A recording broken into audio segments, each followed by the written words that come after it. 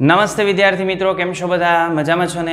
આજે ધોરણ 11 કેમિસ્ટ્રીની અંદર ચેપ્ટર નંબર 2 એમાં આજે આપણે વાત કરવાની છે પરમાણ્વીય ક્રમાંક અને દળ ક્રમાંક. અને પછી આ પરમાણ્વીય ક્રમાંક અને દળ ક્રમાંકને આધારે આપણે જુદી જુદી વ્યાખ્યાઓ વ્યાખ્યાયિત કરશું કે સમસ્થાનિકો કોને કહેવાય, સમભાર્ય કોને કહેવાય, તુલ્યાંતરી વિન્યાસ ધરાવતા પદાર્થો કોને કહેવાય, એ બધાની ચર્ચા આપણે આની અંદર કરવાની છે. આ આપણા ચેપ્ટરનો ચોથો વિડીયો થશે. તો ચલો સૌ પ્રથમ આપણે વાત કરીએ છીએ પરમાણુ ક્રમાંકની. તો આપણે રુથરફોર્ડના પરમાણુ નમૂનાની અંદર એવું જોયું કે પરમાણુના કેન્દ્રની અંદર ધનવીજભારિત પ્રોટોન છે. એટલે પરમાણુનો જે ધનવીજભાર છે એ ધનવીજભાર કેન્દ્રને આભારી હોય છે અને આ પરમાણુના કેન્દ્રની અંદર ધનવીજભારિત પ્રોટોન હોય છે. આ પ્રોટોનની શોધ ગોલ્ડસ્ટીને કરેલી હતી. આ વસ્તુ આપણે જાણીએ છીએ. આ જે ધનવીજભારિત પ્રોટોનની જે સંખ્યા છે ને એ સંખ્યાને આપણે પરમાણુ ક્રમાંક તરીકે ઓળખીએ છીએ. એટલે પરમાણુ ક્રમાંક એટલે શું? તો જો આપણે પરમાણુ ક્રમાંકની વ્યાખ્યા આપવાની થાય ને તો પરમાણુ ક્રમાંકની વ્યાખ્યા આપવાની કે આ પરમાણુ ક્રમાંક એટલે પરમાણુના કેન્દ્રમાં રહેલા ધનવીજભારિત પ્રોટોનની સંખ્યા. આ પરમાણુ ક્રમાંકને આપણે દર્શાવીએ છીએ Z વડે. એટમિક નંબર આપણે એને કહીએ છીએ. તો જે પરમાણુ ક્રમાંક છે એ પરમાણુ ક્રમાંકને આપણે દર્શાવી દઈશું Z વડે. અને Z એટલે શું? તો પરમાણુના કેન્દ્રની અંદર રહેલા જે પ્રોટોનની સંખ્યા છે એ પ્રોટોનની સંખ્યાને પરમાણુ ક્રમાંક કહેવાય. બીજી આપણે એની વ્યાખ્યા આપી હોય તો આ રીતે પણ આપી શકીએ, પણ આમાં ખાસ વસ્તુ ધ્યાન રાખવાની, તટસ્થ પરમાણુમાં રહેલા ઇલેક્ટ્રોનની સંખ્યા. ઇલેક્ટ્રોનની સંખ્યા ખરી, પણ કેમાં? તટસ્થ પરમાણુમાં. કારણ કે જો પરમાણુ વીજભારની દ્રષ્ટિએ તટસ્થ હોય ને તો જેટલા એની અંદર પ્રોટોન હોય એટલા જ એની અંદર ઇલેક્ટ્રોન હોય.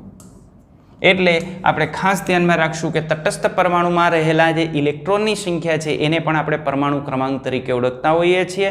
તો આ પરમાણુ ક્રમાંકની બે વ્યાખ્યા થઈ. કઈ બે વ્યાખ્યા? પહેલી વ્યાખ્યા, પરમાણુના કેન્દ્રમાં રહેલા પ્રોટોનની સંખ્યાને પરમાણુનો પરમાણુ ક્રમાંક Z કહે છે. બીજી વ્યાખ્યા, તટસ્થ પરમાણુમાં રહેલા ઇલેક્ટ્રોનની સંખ્યાને પરમાણુનો પરમાણુ ક્રમાંક Z કહે છે. આ જે પરમાણુ ક્રમાંક છે ને એ પરમાણુની લાક્ષણિકતા દર્શાવે છે. જો પરમાણુ ક્રમાંકની અંદર ફેરફાર થઈ જાય ને તો પરમાણુ આખો બદલાઈ જાય, એના ગુણધર્મો જે છે એ ગુણધર્મો બદલાઈ જાય. દાખલા તરીકે આપણે વાત કરીએ નિયોનની, તો આ નિયોનની અંદર પ્રોટોનની સંખ્યા 10 હોય. જ્યારે સોડિયમની આપણે વાત કરીએ તો આ છે સોડિયમ, એની અંદર પ્રોટોનની સંખ્યા 11 હોય. તો અહીં પ્રોટોનની સંખ્યા 10 છે. પ્રોટોનની સંખ્યા, number of proton is equal to 10, અને આમાં નંબર ઓફ પ્રોટોનની સંખ્યા 11 થઈ જાય છે. તો આ બંનેના જે ગુણધર્મો છે એ ગુણધર્મોની અંદર ગાઢ તફાવત જોવા મળે છે. આ નિષ્ક્રિય વાયુ છે, જ્યારે આ ખૂબ જ સક્રિય ધાતુ છે. આ પાણી સાથે અથવા તો વાતાવરણમાંના ભેજ સાથે પ્રક્રિયા કરીને પણ વિસ્ફોટ અનુભવે છે. ધાત્વીય સ્વભાવ ધરાવે છે. આ એકલા પરમાણુ તરીકે રહેવાનું વલણ ધરાવે છે, વાયુ છે. આની આગળની આપણે વાત કરીએ તો ફ્લોરિનની અંદર પ્રોટોનની સંખ્યા 9 હોય એટલે એનો પરમાણુ ક્રમાંક 9 થાય. પણ આ જે ફ્લોરિન છે એ કેવા સ્વરૂપે અસ્તિત્વ ધરાવતું હોય? તો આ ફ્લોરિન અસ્તિત્વ ધરાવતું હોય F2 તરીકે. જ્યારે આ નિયોન એકલું અટોલું આપણને જોવા મળતું હોય. સોડિયમની અંદર મેટાલિક બોન્ડ આપણને જોવા મળતા હોય. રેડી? તો અહીં આપણે પરમાણુ ક્રમાંકની અંદર ફેરફાર કરીએ ને એટલે આ પરમાણુ ક્રમાંકના ફેરફારથી એના મોટા ભાગના ગુણધર્મોની અંદર ફેરફાર થઈ જાય. એટલે આ જે પરમાણુ ક્રમાંક છે એ જે તે તત્વની લાક્ષણિકતા દર્શાવે છે એવું આપણે કહી શકીએ. હવે આપણે વાત કરીએ દળ ક્રમાંકની. તો દળ ક્રમાંક એટલે શું? તો દળ ક્રમાંકને આપણે દર્શાવીએ છીએ A વડે. આ દળ ક્રમાંક એને આપણે દર્શાવીએ છીએ A વડે. તો વાસ્તવમાં પરમાણુની અંદર દળ કોને લઈને હોય? તો અત્યાર સુધી તો આપણે થોમ્સન અને રુથરફોર્ડ બેના નમૂના આપણે ભણેલા છીએ. એમાં ન્યુટ્રોનની ક્યાંય કોઈ પણ પ્રકારની વાત આવતી નથી. પણ આપણે જાણીએ છીએ કે અલ્ટિમેટલી જે આપણે પરમાણુનો નમૂનો લઈએ છીએ એ પરમાણુના નમૂનાની અંદર જે પરમાણુનું કેન્દ્ર કે જે પરમાણુની સાપેક્ષમાં અતિ સૂક્ષ્મ છે એમાં પ્રોટોન અને ન્યુટ્રોન રહેલા હોય. ધનવીજભારિત પ્રોટોન અને તટસ્થ ન્યુટ્રોન આ કેન્દ્રની અંદર રહેલા હોય. જ્યારે કેન્દ્રની બહાર જે વર્તુળાકાર પથ છે એ વર્તુળાકાર પથની અંદર ઋણવીજભારિત ઇલેક્ટ્રોન ગતિ કરતા હોય. હવે આપણે એ વસ્તુ પણ જાણીએ છીએ કે આ જે પ્રોટોન છે એ પ્રોટોન ઇલેક્ટ્રોન કરતાં અનેક ગણો ભારે હોય. દાખલા તરીકે 1836 ઇલેક્ટ્રોનનું આપણે દળ લઈએ તો એ એક પ્રોટોન જેટલું થતું હોય. યાની પ્રોટોન ઇલેક્ટ્રોન કરતાં 1836 ગણો ભારે છે. જ્યારે ન્યુટ્રોન તો પ્રોટોન કરતાં પણ ભારે છે. આ ન્યુટ્રોનની આપણે વાત કરીએ તો આ જે ન્યુટ્રોન છે એ 1838 ઇલેક્ટ્રોનનું જે દળ થાય ત્યારે એક ન્યુટ્રોનનું દળ થાય. તો પ્રોટોન અને ન્યુટ્રોન આ બંનેની સાપેક્ષમાં ઇલેક્ટ્રોનને તો આપણે દળ રહિત ગણીએ છીએ. તો પરમાણુનું સમગ્ર દળ કોને આભારી હોય? પ્રોટોન અને ન્યુટ્રોનને આભારી હોય. અને આ પ્રોટોન અને ન્યુટ્રોન ક્યાં રહેલા હોય? પરમાણુના કેન્દ્રની અંદર રહેલા હોય. તો જો તમને ક્યાંય કારણ પૂછી નાખે કે પરમાણુનું સમગ્ર દળ પરમાણુના કેન્દ્રમાં કેન્દ્રિત થયેલું હોય છે, કારણ આપી સમજાવો, તો તમારે આ વસ્તુ લખવાની થાય કે પરમાણુની અંદર મૂળભૂત ઘટક કણો તરીકે 3 ઘટક કણો હોય, પ્રોટોન હોય, ન્યુટ્રોન હોય, ઇલેક્ટ્રોન હોય. આમાં પ્રોટોન અને ન્યુટ્રોન પરમાણુના કેન્દ્રમાં રહેલા હોય, જ્યારે ઇલેક્ટ્રોન પરમાણુ કેન્દ્રની બહારના ભાગની અંદર રહેલા હોય.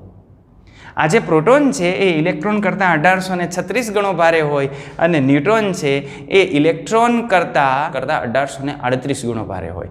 આમ પ્રોટોન અને ન્યુટ્રોનની સાપેક્ષમાં ઇલેક્ટ્રોનનું દળ નહિવત હોય છે, આપણે તેને અવગણી શકીએ છીએ. આ પ્રોટોન અને ન્યુટ્રોન પરમાણુના સાપેક્ષમાં ખૂબ નાના એવા કેન્દ્રમાં કેન્દ્રિત થયેલો હોય છે. આથી આપણે કહી શકીએ કે પરમાણુનું સમગ્ર દળ પરમાણુના કેન્દ્રમાં કેન્દ્રિત થયેલું હોય છે. તો હવે આપણે દળ ક્રમાંકની વાત કરીએ છીએ. તો દળ ક્રમાંક પરમાણુનું દળ હોય છે કોને લઈને? તો આ જે પરમાણુનું દળ છે એ પરમાણુનું દળ હોય છે પ્રોટોન અને ન્યુટ્રોનને લઈને. તો દળ ક્રમાંક એટલે શું? તો દળ ક્રમાંકને આપણે એ વડે દર્શાવીએ છીએ અને આ કહીએ છીએ કે પરમાણુમાં રહેલા પ્રોટોન અને ન્યુટ્રોનની સંખ્યાનો જે સરવાળો છે એ સરવાળાને આપણે ઓળખીએ છીએ દળ ક્રમાંક તરીકે. એટલે પરમાણુના કેન્દ્રમાં જે પ્રોટોન અને ન્યુટ્રોન છે એને આપણે ન્યુક્લિયન્સ તરીકે ઓળખતા હોઈએ છીએ. અને આ ન્યુક્લિયન્સની સંખ્યા, ન્યુક્લિયન્સ એટલે શું? પ્રોટોન અને ન્યુટ્રોન આ બંનેને સ્વતંત્ર રીતે ન્યુક્લિયન્સ તરીકે ઓળખાય. અને આ પ્રોટોન અને ન્યુટ્રોનની સંખ્યાનો જે સરવાળો મળે એ સરવાળાને આપણે શું કહીએ છીએ? દળ ક્રમાંક એ વડે દર્શાવીએ છીએ. તો દળ ક્રમાંક એ આપણને આમ મળશે, ન્યુક્લિયન્સની કુલ સંખ્યા. ન્યુક્લિયન્સ એટલે કોણ કોણ? પ્રોટોન અને ન્યુટ્રોન બંને. અથવા તો આપણે આમ લખી શકીએ, પ્રોટોનની સંખ્યા પ્લસ ન્યુટ્રોનની સંખ્યા. તો પ્રોટોનની સંખ્યા અને ન્યુટ્રોનની સંખ્યાનો સરવાળો આપણે કરીએ એટલે આપણને પરમાણુ દળાંક મળી જાય. તો આ રીતે આપણે પરમાણુ દળાંકને વ્યાખ્યાયિત કરી શકીએ. હવે જો કોઈ પણ પરમાણુનો પરમાણુ દળાંક અને પરમાણુ ક્રમાંક આપણે જાણતા હોઈએ ને તો એને આધારે આપણે એની સંજ્ઞા લખતા હોઈએ છીએ. એની સંજ્ઞા કેવી રીતે દર્શાવવાની હોય? તો એની સંજ્ઞા દર્શાવવાની મેથડ આ છે. આ રીતે આપણે એની સંજ્ઞા લખીએ છીએ. અહીં જે તે પરમાણુ છે એ પરમાણુની સંજ્ઞા લખવાની. અહીં નીચે જે આંકડો લખેલો હોય એ આંકડાને કહેવાય Z, યાની એ પરમાણુ ક્રમાંક દર્શાવે છે. અને અહીં જે આંકડો ઉપર લખેલો છે એ હશે A. રેડી? ક્લિયર? A બરાબર શું? તો આની અંદર આપણે જો પ્રોટોનની સંખ્યા જોતી હોય તો આના પરથી, સંજ્ઞા પરથી આપણને પ્રોટોનની સંખ્યા કેમ મળે? તો પ્રોટોનની સંખ્યા ઇઝ ઇક્વલ ટુ Z. અહીં જે Z આપેલું છે એ જ દર્શાવશે એમાં રહેલા પ્રોટોનની સંખ્યા. બરાબર? પરમાણુ દળાંક ક્યાંથી મળશે? અહીંથી મળશે. હવે પરમાણુ દળાંક A એટલે શું? તો પરમાણુ દળાંક A એટલે પ્રોટોનની સંખ્યા પ્લસ ન્યુટ્રોનની સંખ્યા. હવે જો મારે ન્યુટ્રોનની સંખ્યા જોતી હોય તો કેમ મળે? ન્યુટ્રોનની સંખ્યા ઇઝ ઇક્વલ ટુ, પ્રોટોન આ બાજુ સરવાળામાં છે, બરાબરની આ બાજુ શેમાં જાય? બાદબાકીમાં. તો જે A છે એમાંથી P પ્લસ યાની પ્રોટોનની સંખ્યા આપણે બાદ કરી દઈએ તો આપણને મળે ન્યુટ્રોનની સંખ્યા. એટલે જો આપણે ન્યુટ્રોનની સંખ્યા જોતી હોય તો આ ન્યુટ્રોનની સંખ્યા આપણને મળશે A minus Z. A minus Z કરી નાખીએ એટલે આપણને ન્યુટ્રોનની સંખ્યા મળે. ઇલેક્ટ્રોનની સંખ્યા આપણે જોતી હોય તો આમ મળે, ઇલેક્ટ્રોનની સંખ્યા ઇઝ ઇક્વલ ટુ કેટલી? Z. ઇલેક્ટ્રોનની સંખ્યા ઇઝ ઇક્વલ ટુ Z. તો પરમાણુના જે સંજ્ઞા સ્વરૂપે આપણે દર્શાવતા હોય ત્યારે આપણે આ રીતે દર્શાવતા હોય તો એના ઉપરથી પ્રોટોન, ન્યુટ્રોન અને ઇલેક્ટ્રોનની સંખ્યા આપણને આ રીતે મળે. દાખલા તરીકે હું એક ઉદાહરણ લેવાનું, તો આનું ઉદાહરણ તરીકે હું લઉં છું સોડિયમ. એને ઓકે, એને આ રીતે હોય 11 અને 23. તો ચાલો, આ જે સોડિયમ છે એ સોડિયમમાં મારે પ્રોટોનની સંખ્યા જોઈ છે. તો સોડિયમની અંદર મને પ્રોટોનની સંખ્યા કેટલી મળે?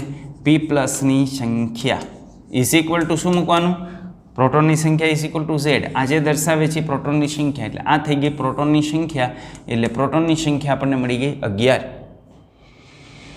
ન્યુટ્રોનની સંખ્યા આપણે જોતી હોય તો કેમ મળે? તો આ મળી ગઈ ન્યુટ્રોનની સંખ્યા. ન્યુટ્રોનની સંખ્યા is equal to A minus Z. A is equal to કેટલા? 23. Z is equal to 11.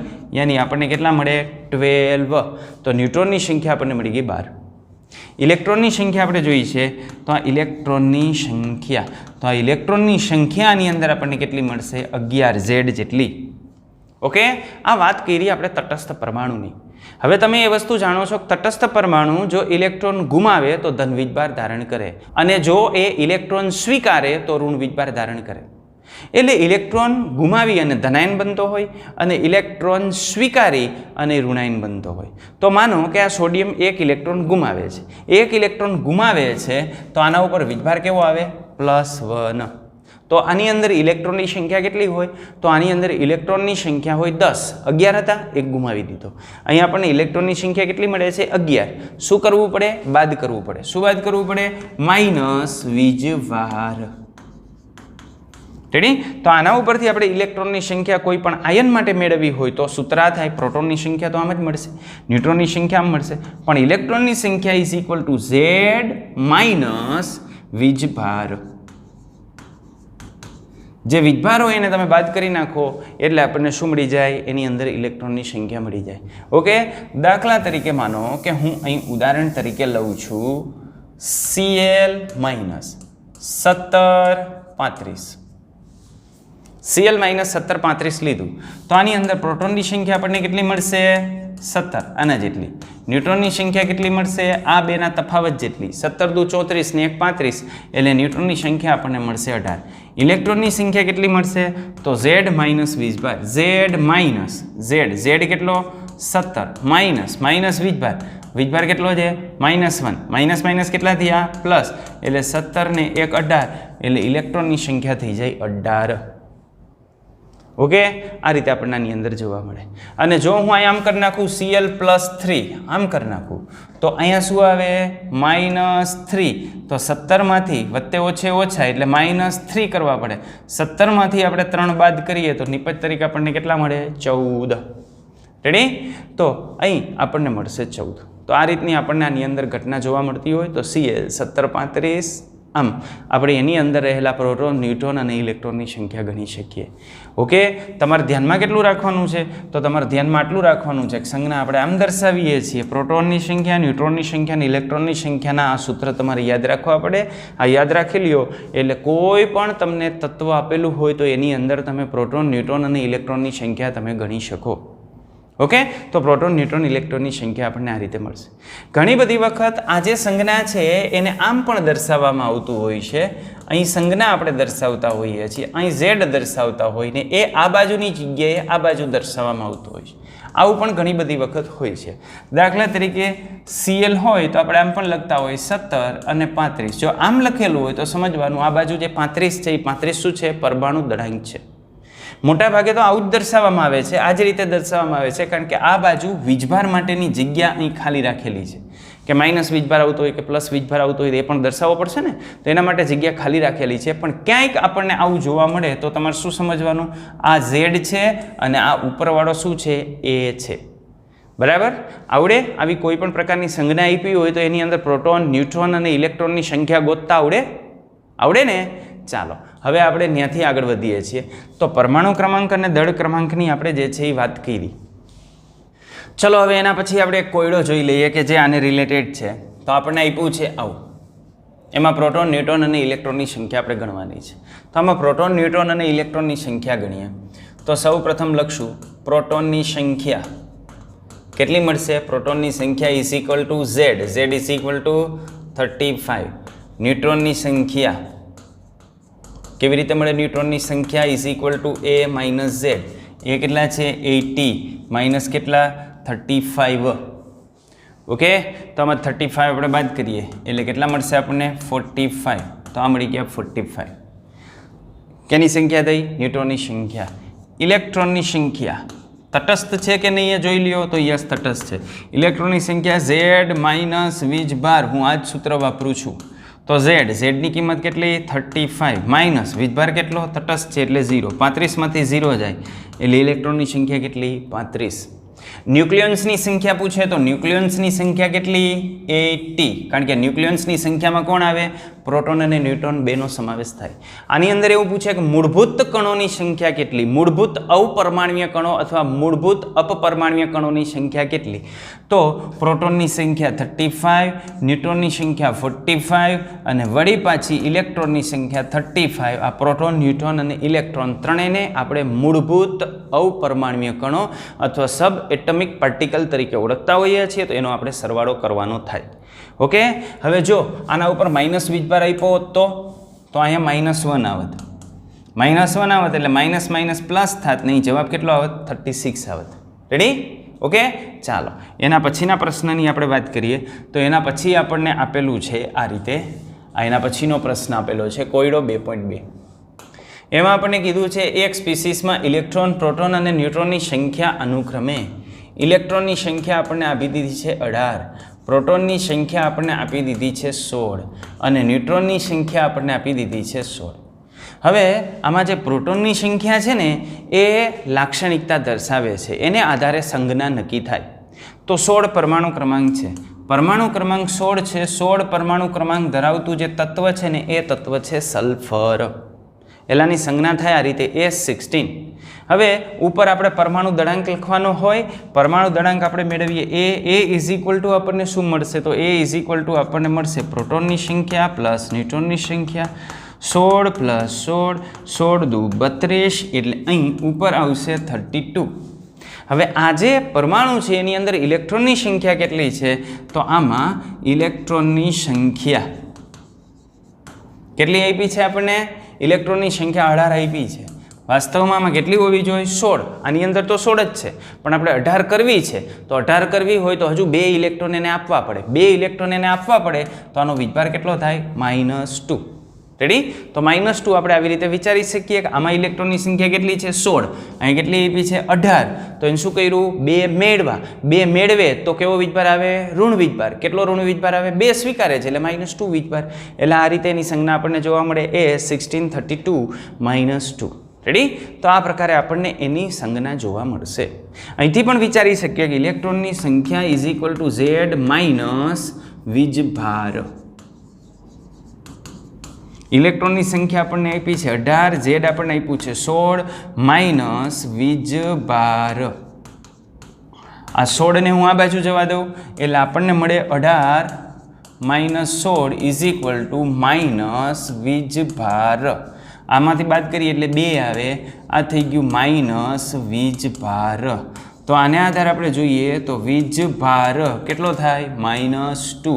તો આમ પણ ગણતરી કરી શકો આપણું જે સૂત્ર છે એને આધારે. ઓકે, અને ડાયરેક્ટ સમજીને મૂકી દઈએ તો મને કોઈ પ્રશ્ન નથી.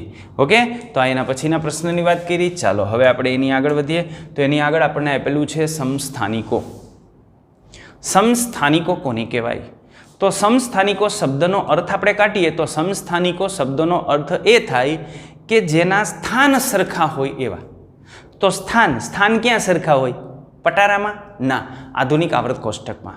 તો આધુનિક આવર્ત કોષ્ટકમાં જે તત્વોના સ્થાન સરખા હોય, યાની એવા તત્વો કે જે આધુનિક આવર્ત કોષ્ટકમાં એક સમાન સ્થાને ગોઠવવામાં આવે છે, એવા જે તત્વો છે એને સમસ્થાનિકો કહેવામાં આવે છે.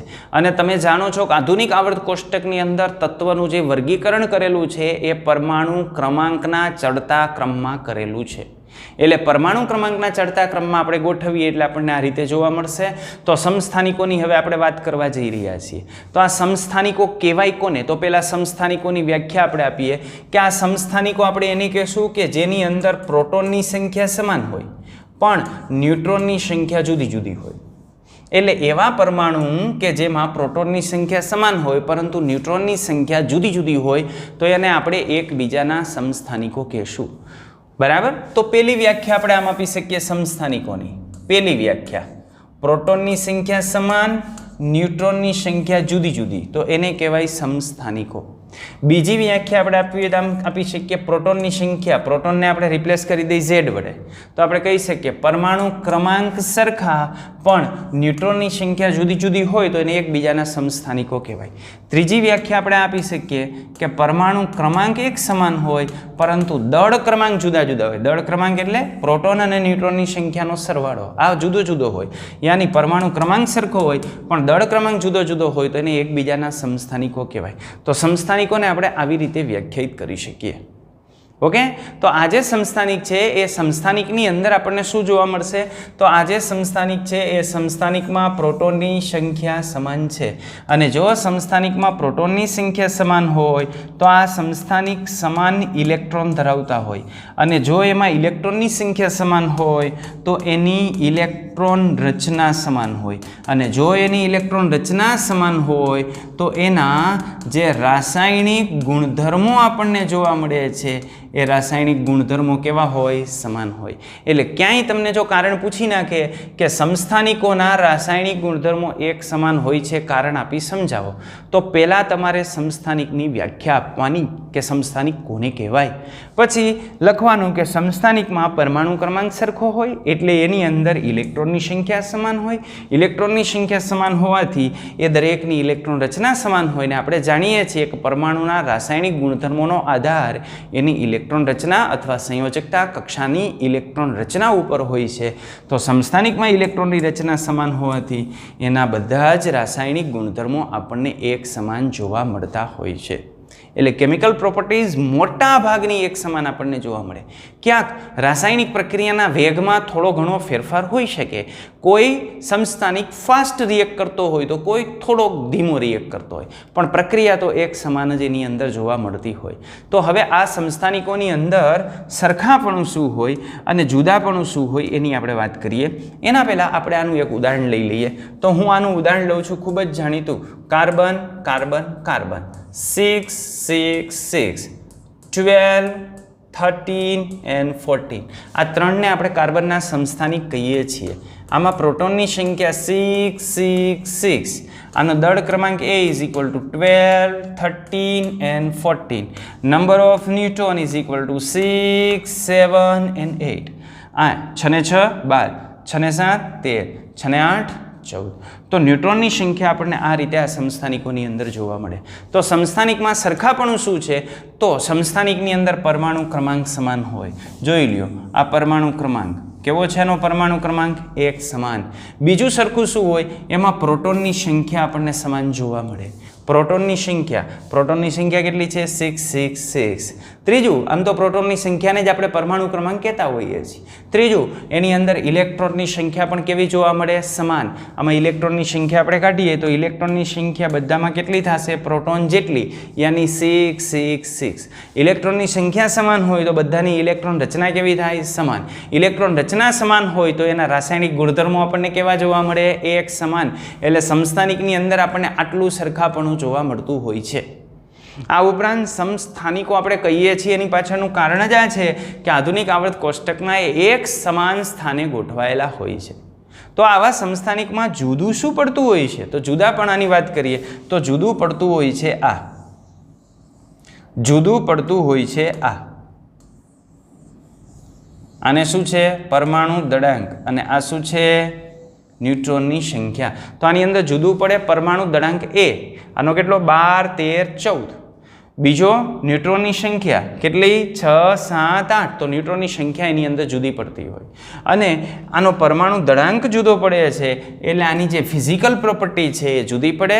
ઇલેક્ટ્રોનની રચના સરખી છે એટલે એની કેમિકલ પ્રોપર્ટીની અંદર ગાઢ સામ્યતા આપણને જોવા મળતી હોય એટલે ભૌતિક ગુણધર્મો આના જુદા પડતા હોય છે.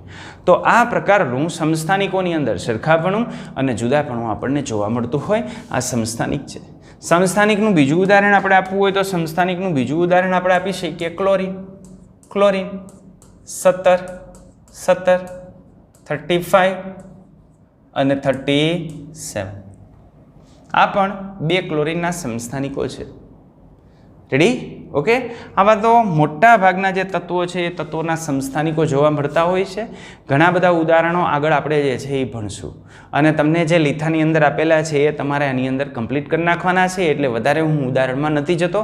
તમે બાકી બધાની આપણે કાઢીને એવી રીતની સમરી કાઢી નાખજો. ઓકે, ચાલો હવે આપણે એના પછી જઈએ સમભારિકો. સમભારિકો યાની એવા પરમાણુ કે જે પરમાણુના ભાર સમાન હોય, જેના દળ સમાન હોય. તો આવા જે પરમાણુ કે જે પરમાણુ ભલે જુદા જુદા હોય પણ એની અંદર એ સમાન હોવો જોઈએ. એ સમાન હોય તો એને કહેવાય સમભારિકો. એટલે સમભારિકોમાં એ સમાન. આનું ઉદાહરણ આપણે જોઈ લઈએ. તો આના ઉદાહરણમાં હું લખું છું આર્ગોન, પોટેશિયમ અને કેલ્શિયમ. આનો પરમાણુ ક્રમાંક 18, આનો 19 અને આનો 20. અને આ બધા માટે પરમાણુ દળાંક 40, 40, 40. તો જુઓ, આને કહેવાય સમભારિકો. બરાબર. હવે આના ડેટા આપણે કાઢીએ તો આની અંદર પ્રોટોનની સંખ્યા 18, 19, 20. આની અંદર ઇલેક્ટ્રોનની સંખ્યા 18, 19, 20. આની અંદર ન્યુટ્રોનની સંખ્યા કેટલી મળશે? 40 - 18. 40 - 18 એટલે કેટલી મળી? 22. 40 - 19 એટલે કેટલી મળશે? 21. 40 - 20 એટલે કેટલી મળશે? 20. ન્યુટ્રોનની સંખ્યા પણ કેવી છે? જુદી જુદી. સમાન શું છે? તો સમાન આપણને જોવા મળે છે આ એ કેટલો? 40, 40 અને 40. ચલો, ઇલેક્ટ્રોનની સંખ્યા જુદી જુદી છે તો ઇલેક્ટ્રોનની રચના કેવી હશે? જુદી જુદી. ઇલેક્ટ્રોનની રચના જુદી જુદી હોય તો એના જે રાસાયણિક ગુણધર્મો છે એ રાસાયણિક ગુણધર્મો આપણને કેવા જોવા મળશે? જુદા જુદા. એટલે આના રાસાયણિક ગુણધર્મો આપણને જુદા જુદા જોવા મળશે. બરાબર. અહીં પરમાણુ દળાંક સમાન છે તો આને આધારે આપણે એવું ન કહી શકીએ કે આ બધાના ભૌતિક ગુણધર્મો એક સમાન હશે, કારણ કે ભૌતિક ગુણધર્મોનો આધાર માત્ર ને માત્ર દળ ક્રમાંક ઉપર ના હોય, એટલે આના ભૌતિક ગુણધર્મો પણ જુદા જુદા હોય. આમ તમે વિચારી શકો કે આ આર્ગોન છે, નિષ્ક્રિય વાયુ છે, આ આલ્કલી ધાતુ છે અને આલ્કલાઇન અર્ધ ધાતુ છે, તો એના ભૌતિક ગુણધર્મો સરખા ક્યાંથી હોય? જુદા જુદા જ હોય ને. ચાલો, તો આપણે આના સરખાપણાની વાત કરીએ તો આની અંદર સરખાપણું શું જોવા મળે? તો સરખાપણાની અંદર આપણી પાસે એક જ વસ્તુ છે કે આ એ યાની પરમાણુ દળાંક સમાન જોવા મળે.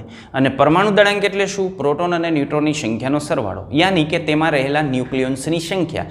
તો સરખાપણામાં આપણને બે વસ્તુ જોવા મળશે, પરમાણુ દળાંક અને ન્યુક્લિયોનની સંખ્યા. કોની અંદર? સમભારિકોની અંદર, કે જેને આપણે કહીએ છીએ આઇસોબાર. તો આઇસોબાર સમભારિકો એની અંદર પરમાણુ દળાંક સરખા હોય અને ન્યુક્લિયોનની સંખ્યા સરખી હોય. જ્યારે આપણે જે સમસ્થાનિકો કહેતા હતા એને ઇંગ્લિશમાં કહેવાય આઇસોટોપ્સ. આઇસોટોપ્સ એમાં પ્રોટોનની સંખ્યા સરખી હોય, ન્યુટ્રોનની સંખ્યા જુદી જુદી હોય. ઓકે, તો આમાં સરખાપણામાં બે વસ્તુ જોવા મળશે, એ સમાન હોય અને ન્યુક્લિયોન્સની જે સંખ્યા છે એ સંખ્યા આપણને સમાન જોવા મળે. જુદાપણાની વાત કરીએ તો જુદાપણાની અંદર પરમાણુ ક્રમાંક Z જુદો જુદો હોય. આનો Z 18, આનો 19 અને 20. તો Z જુદો જુદો હોય. આની અંદર પ્રોટોન, ઇલેક્ટ્રોન અને ન્યુટ્રોનની સંખ્યા જુદી જુદી હોય. આ પ્રોટોનની સંખ્યા, આ ઇલેક્ટ્રોનની સંખ્યા, ન્યુટ્રોનની સંખ્યા જોઈ શકો છો કે બધી જ કેવી છે? જુદી જુદી છે. હવે જો ઇલેક્ટ્રોનની સંખ્યા જુદી હોય તો એની ઇલેક્ટ્રોન રચના કેવી મળે? જુદી જુદી. ઇલેક્ટ્રોન રચના જુદી જુદી મળે તો રાસાયણિક ગુણધર્મો કેવા જોવા મળે? જુદા જુદા. અને આ બધા આધુનિક આવર્ત કોષ્ટકમાં 18માં સ્થાને હોય, આ 19માં સ્થાને હોય, 20માં સ્થાને હોય, એટલે આવર્ત કોષ્ટકમાં સ્થાન જુદા જુદા જોવા મળે. ભૌતિક ગુણધર્મો પણ આના જુદા જુદા હોય, એક સમાન ભૌતિક ગુણધર્મો આપણને જોવા મળતા નથી. તો આ આપણે વાત કરી સમભારિકોની, જેને આપણે આઇસોબાર્સ તરીકે ઓળખીએ છીએ. ચલો, હવે એની આગળ આપણે વાત કરીએ સમન્યુટ્રિકો. સમન્યુટ્રિકો નામ ઉપરથી ખ્યાલ આવી જાય. સમન્યુટ્રિકો, સમન્યુટ્રિકોની અંદર શું હોય? તો આ સમન્યુટ્રિકોની અંદર ન્યુટ્રોનની સંખ્યા સમાન હોય. તો જેની અંદર ન્યુટ્રોનની સંખ્યા સમાન હોય ને એને આપણે સમન્યુટ્રિકો કહીએ છીએ. આ સમન્યુટ્રિકોના ઉદાહરણમાં એમાં આપણે વાત કરીએ સિલિકોન,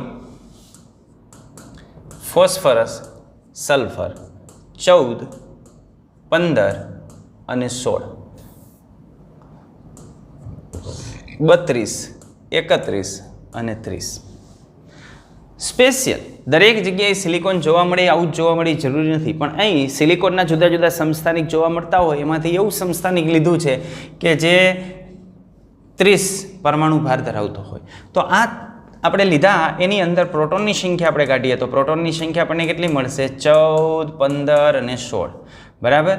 ન્યુટ્રોનની, ઇલેક્ટ્રોનની એની સંખ્યા આપણે કાઢીએ તો એની સંખ્યા આપણને કેટલી મળશે? 30, 31, 32.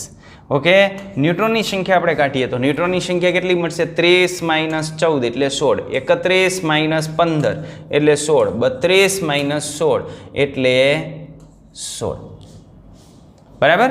તો આ વસ્તુ આની અંદર સમાન જોવા મળે, ન્યુટ્રોનની સંખ્યા. બરાબર. ઇલેક્ટ્રોનની સંખ્યા કેટલી જોવા મળશે? તો આ પ્રોટોનની સંખ્યા જેટલી જ ઇલેક્ટ્રોનની સંખ્યા જોવા મળશે. અને જો ઇલેક્ટ્રોનની સંખ્યા જુદી જુદી જોવા મળતી હોય તો રાસાયણિક ગુણધર્મો કેવા જોવા મળે? જુદા જુદા જોવા મળે. તો સમન્યુટ્રિકોની વાત કરીએ તો સમન્યુટ્રિકો કોને કહેવાય?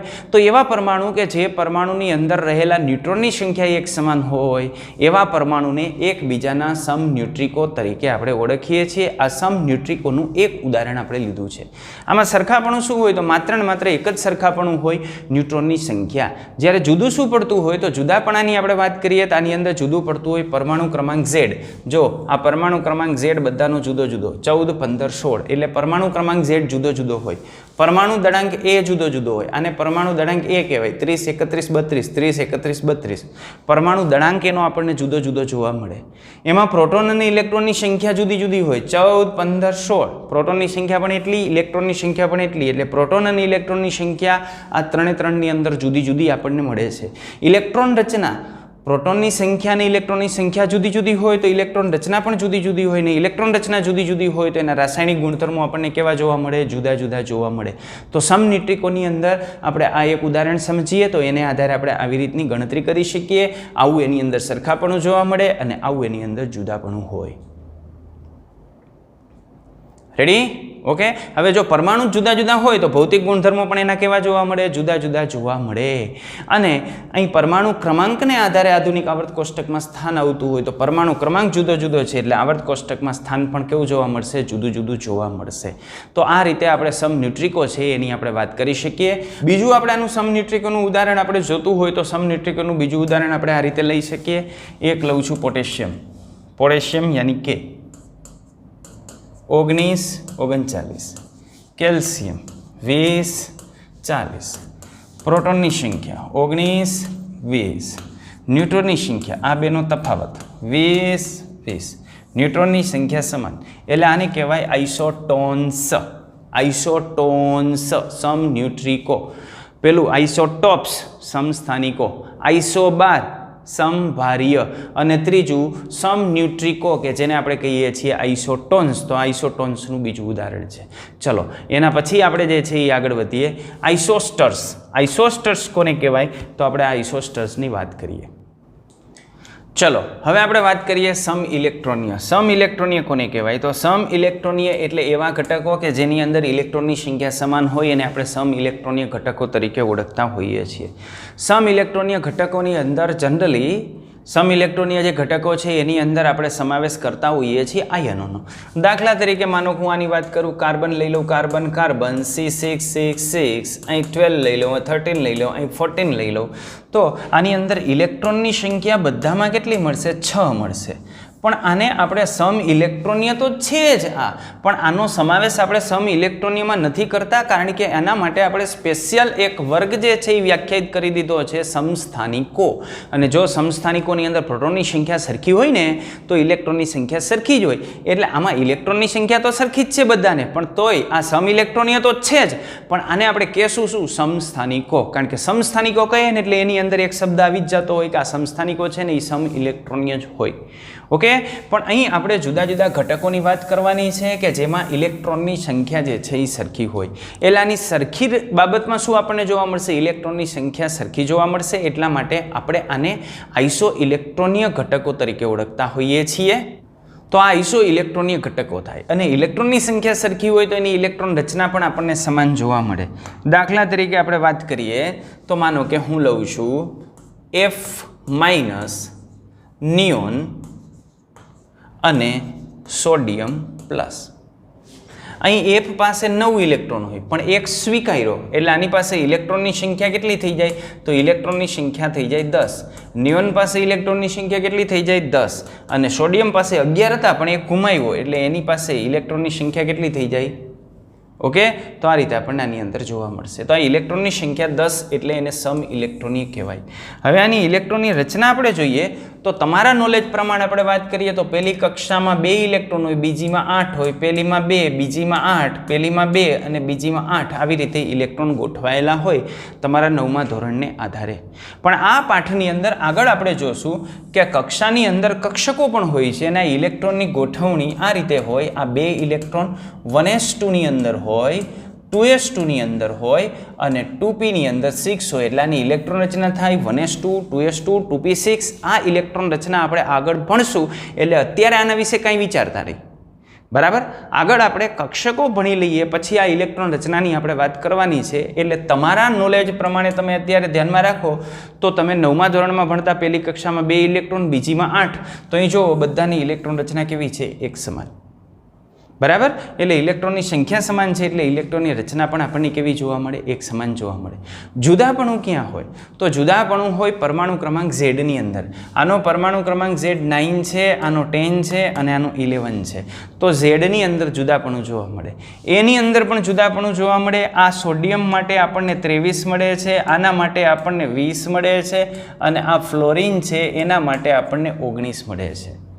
ઓકે, તો અહીં પણ આપણને આ રીતનો ફેરફાર જોવા મળે. પરમાણુ દળાંક પણ જુદા જુદા આપણને એની અંદર જોવા મળતા હોય. રેડી? આ આપણે વાત કરી કે નહીં? તો આજે ચર્ચા કરી સમ ઇલેક્ટ્રોનીય પદાર્થની. ઓકે, ચલો હવે આપણે વાત કરીએ આઇસોસ્ટર્સની. તો આઇસોસ્ટર્સ કોને કહેવાય? તો આઇસોસ્ટર્સ પણ એક એવી જ ટાઈપ છે. આ આઇસોસ્ટર્સની અંદર શું હોય? તો આઇસોસ્ટર્સની અંદર 2 વસ્તુ જોવા મળે, જેની અંદર પરમાણુની સંખ્યા સમાન હોય અને સાથે સાથે ઇલેક્ટ્રોનની સંખ્યા પણ સમાન હોય. એટલે ઇલેક્ટ્રોન અને પરમાણુ બંનેની સંખ્યા સમાન હોય તો એને આપણે આઇસોસ્ટર્સ તરીકે ઓળખશું. એટલે વાસ્તવની અંદર આ જે આઇસોસ્ટર્સ છે એ આઇસોસ્ટર્સ સમ ઇલેક્ટ્રોનીય તો હોય જ, પણ સાથે સાથે પરમાણુની સંખ્યા પણ સમાન હોય તો આપણે એને આઇસોસ્ટર્સ નામ તરીકે ઓળખતા હોઈએ છીએ. આ આઇસોસ્ટર્સની આપણે વાત કરીએ તો આઇસોસ્ટર્સની અંદર જુદાપણું કયું હોય? આ આઇસોસ્ટર્સના આપણે ઉદાહરણની વાત કરીએ તો આનું ઉદાહરણ છે N2 અને CO. આમાં કેટલા પરમાણુ છે? 2. આમાં કેટલા પરમાણુ છે? 2. પરમાણુની સંખ્યા સમાન. આમાં ઇલેક્ટ્રોનની સંખ્યા કેટલી? 7 + 7. બંને નાઇટ્રોજનના 7 ઇલેક્ટ્રોન. આમાં ઇલેક્ટ્રોનની સંખ્યા કેટલી? કાર્બનની 6 અને ઓક્સિજનની 8. બંને કેટલું મળે છે આપણને? 14. ઓકે, તો બંનેમાં ઇલેક્ટ્રોનની સંખ્યા સમાન છે. તો આને કહેવાય આઇસોસ્ટર્સ, કે બંનેની અંદર પરમાણુની સંખ્યા પણ સરખી છે અને ઇલેક્ટ્રોનની સંખ્યા પણ આપણને સરખી જોવા મળે છે. બીજા આઇસોસ્ટર્સની આપણે વાત કરીએ તો બીજું ઉદાહરણ આપણે આ રીતે લઈ શકીએ, CO2 અને N2O. આને કહેવાય કાર્બન ડાયોક્સાઇડ, આને કહેવાય નાઇટ્રસ ઓક્સાઇડ.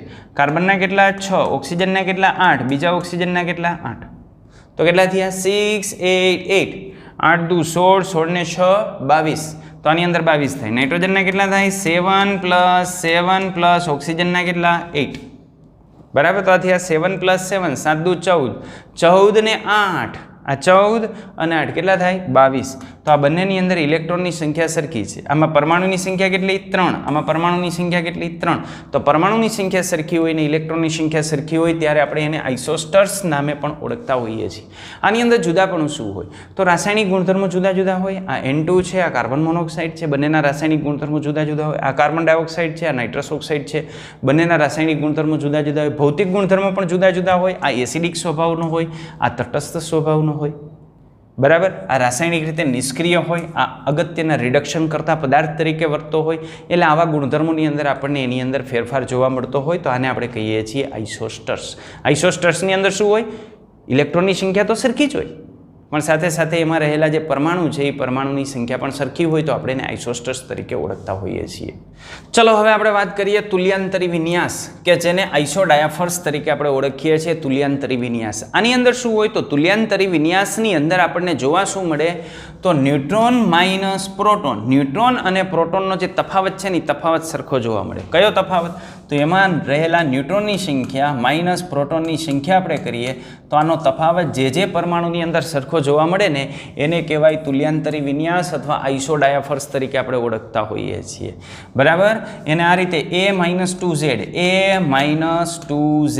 A એટલે શું? તો A એટલે પ્રોટોનની સંખ્યા પ્લસ ન્યુટ્રોનની સંખ્યા અને 2z, z એટલે 2 પ્રોટોનની સંખ્યા, યાની પ્રોટોનની સંખ્યા પ્લસ ન્યુટ્રોનની સંખ્યા માઇનસ 2 પ્રોટોનની સંખ્યા. એટલે ન્યુટ્રોનની સંખ્યા 1 પ્રોટોનની સંખ્યા માઇનસ 2 બાદ કરવાના એટલે આપણને શું મળે? પ્રોટોનની સંખ્યા. તો આપણને ફાઇનલી શું મળ્યું? ન્યુટ્રોનની સંખ્યા માઇનસ પ્રોટોનની સંખ્યા. એટલાની અંદર સરખાપણું આ હોય. ન્યુટ્રોન અને પ્રોટોનની સંખ્યાનો જે તફાવત હોય ને એ તફાવત આપણને કેટલો જોવા મળતો હોય? સરખો જોવા મળે. પહેલાં ન્યુટ્રોનની સંખ્યા મેળવી લેવાની, પ્રોટોનની સંખ્યા મેળવી લેવાની. બંનેનો તફાવત જો સરખો આવતો હોય તો એને આઇસોડાયફર્સ તરીકે આપણે ઓળખતા હોઈએ છીએ. ઉદાહરણની અંદર આપણે જોઈએ તો પોટેશિયમ 1939, ફ્લોરિન 919. ચાલો આપણે આની વાત કરીએ તો દેખો જી દેખો, પ્રોટોનની સંખ્યા 19 9 બરાબર, ન્યુટ્રોનની સંખ્યા આ બેના તફાવત જેટલી, કેટલી? 20. આ બેના તફાવત જેટલી, કેટલી? 10 બરાબર. હવે ન્યુટ્રોનની સંખ્યા માઇનસ પ્રોટોનની સંખ્યા 20 માઇનસ 19 એટલે કેટલી આવે? 1. 10 માઇનસ 9 એટલે કેટલી આવે? 1. તો ન્યુટ્રોન અને પ્રોટોનની સંખ્યાનો તફાવત આની અંદર સરખો થયો એટલે આ બંનેને આપણે શું કહીએ છીએ? તો આ બંનેને આપણે કહીએ છીએ આઇસોડાયફર્સ. તો આઇસોડાયફર્સ તરીકે આપણે આને ઓળખીએ છીએ.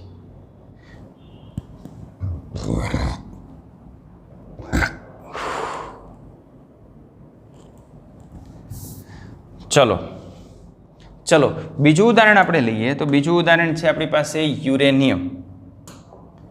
આ યુરેનિયમ કે જેની સંજ્ઞા છે U 92 235.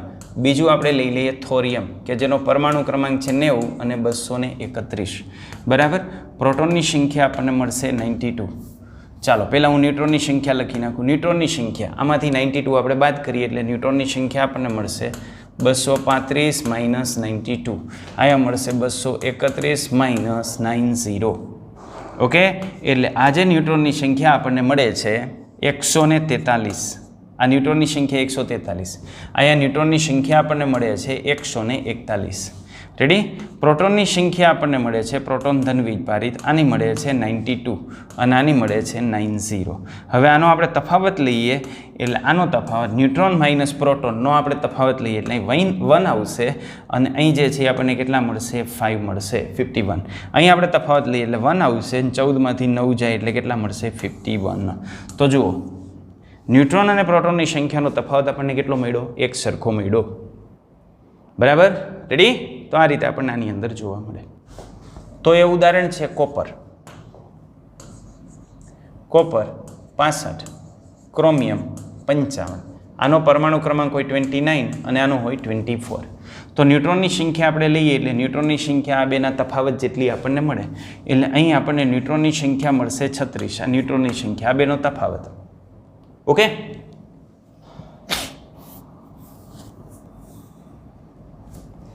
અહીં આપણને મળશે 55 માઇનસ એટલે 31. 55 માઇનસ 24 31. પ્રોટોનની સંખ્યા આપણે લઈએ તો પ્રોટોનની સંખ્યા 29 અને અહીં આપણને મળી 24.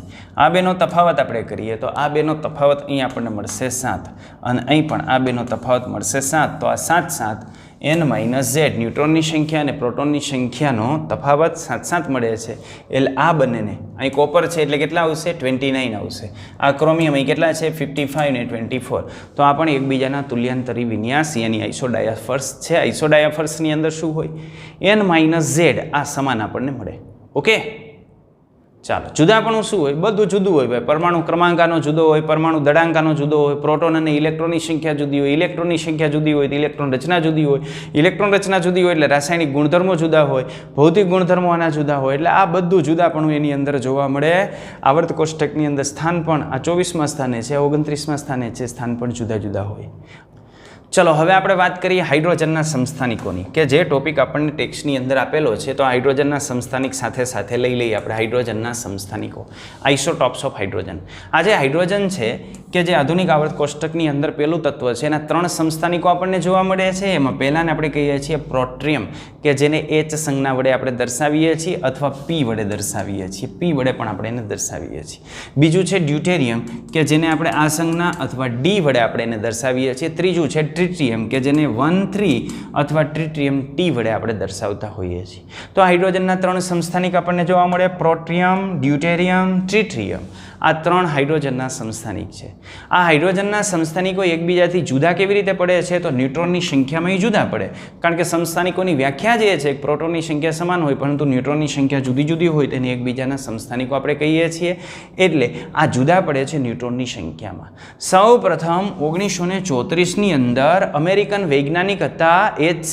યુરે. તો H.C. યુરે નામના જે સાયન્ટિસ્ટ હતા એ સાયન્ટિસ્ટે એ હાઇડ્રોજન છે એ હાઇડ્રોજનના સમસ્થાનિકમાં જે 2 પરમાણુય દળવાળો હાઇડ્રોજનનો સમસ્થાનિક છે ને એ સમસ્થાનિકને અલગ કરેલો. કેવી રીતે? તો ભૌતિક પદ્ધતિ વડે તેને અલગ કર્યો હતો અને આ કાર્યમાં એને નોબેલ પારિતોષિક જે છે એ એનાયત કરવામાં આવ્યું હતું. હાઇડ્રોજનના 3 સમસ્થાનિકમાંથી કયો? જે ડ્યુટેરિયમ, 2 પરમાણુય દળાંકવાળો જે સમસ્થાનિક છે કે જેને આપણે ડ્યુટેરિયમ તરીકે ઓળખીએ છીએ, ડ્યુટેરિયમનું અલગીકરણ H.C. યુરે નામના સાયન્ટિસ્ટે કરેલું. અહીં આપણે 3 છે એની આપણે વાત કરીએ તો ગુણધર્મો પ્રોટ્રિયમ, ડ્યુટેરિયમ અને ટ્રિટિયમ. સંજ્ઞા, આની સંજ્ઞા આપણે લખીએ છીએ H11, આની સંજ્ઞા લખીએ છીએ H12 અને આની સંજ્ઞા લખીએ છીએ H13. આને આપણે પ્રોટ્રિયમ વડે પણ દર્શાવીએ છીએ અને ડ્યુટેરિયમ વડે દર્શાવીએ છીએ D વડે અને આને ટ્રિટિયમ T વડે દર્શાવીએ છીએ. આગળ આપણે પ્રોટોનની સંખ્યાની વાત કરીએ તો 1 1 1 ત્રણેયમાં પ્રોટોનની સંખ્યા 1 છે. ઇલેક્ટ્રોનની સંખ્યા ત્રણેયમાં 1 1 1 ઇલેક્ટ્રોનની સંખ્યા 1 છે. ન્યુટ્રોનની સંખ્યા 1 - 1 યાની 0, 2 - 1 યાની 1 અને અહીં 3 - 1 યાની 2. તો ન્યુટ્રોનની સંખ્યા 0, 1 અને 2 છે. આ બાબતમાં આ સમસ્થાનિકો એકબીજાથી જુદા પડે છે. દળની વાત કરીએ તો આનો દળ આપણને મળે 1 AMU, આનું જે દળ છે એ દળ આપણને મળશે 2 AMU અને આનું દળ આપણને મળે છે 3 AMU. આ રીતે દળ આપણને મળતું હોય તો આ જુદા જુદા જે સમસ્થાનિકો છે હાઇડ્રોજનના એની સામાન્ય ડિટેલ આપણે આ રીતે લખી શકીએ. ચલો એની આગળ આપણે જોઈએ એના કેટલાક ગુણધર્મોની વાત કરી લઈએ. તો સાપેક્ષ પ્રચુરતાની વાત કરીએ તો સાપેક્ષ પ્રચુરતામાં પ્રોટ્રિયમ ખૂબ વધારે પ્રમાણમાં મળતું હોય 99.985%, યાની સૌથી વધારે પ્રમાણમાં આ મળે 99.985%. જ્યારે આ આપણને મળતું હોય ઓનલી 0.0156% અને આ 10⁻⁻15 અને પાછું %. બરાબર. તો ટ્રિટિયમ આપણને ખૂબ ઓછા પ્રમાણમાં જોવા મળે છે. આપણે સાપેક્ષ એનું દળ લઈએ એકબીજાની સાપેક્ષમાં તો આનું દળ 1 AMU હોય 1.008, આનું 2 AMU હોય અને આનું 3 AMU એપ્રોક્સ દળ આપણને જોવા મળતું હોય પરમાણુ દળાંકને આધારે. ગલનબિંદુની વાત કરીએ તો આના ગલનબિંદુ યાની ફિઝિકલ પ્રોપર્ટીમાં ફેરફાર હોય. આ હાઇડ્રોજન એના કરતાં ડ્યુટેરિયમ અને ડ્યુટેરિયમ કરતાં ટ્રિટિયમના જે ગલનબિંદુ છે એ ગલનબિંદુ ઊંચા હોય.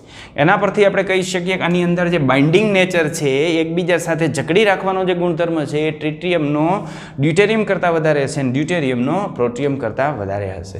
ઉત્કલન બિંદુની વાત કરીએ તો ઉત્કલન બિંદુનો ક્રમ આમ જોવા મળે. આ તમારે યાદ નથી રાખવાનું, ઓકે, પણ ક્રમ યાદ રાખજો કે જેથી MCQની અંદર ક્યાંય પૂછે તો આપણને કામ લાગી જાય.